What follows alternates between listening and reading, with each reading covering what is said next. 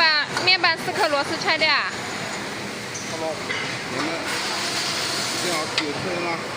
把面板吊起来。哎，没吊出来。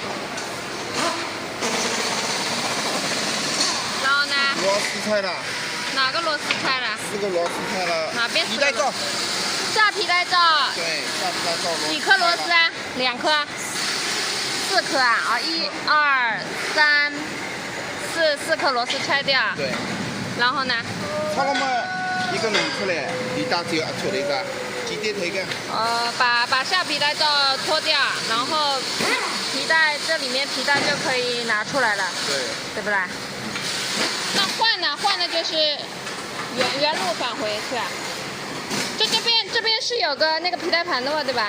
对。就把新的皮带装在这个皮带盘上，然后在这个皮带再装到下皮带轮上，然后再把这个下皮带罩装上，然后4颗螺丝紧好，然后面板，然后原路封好，那个装上螺丝是吧？然后就行了是吧？这太贵了嘛。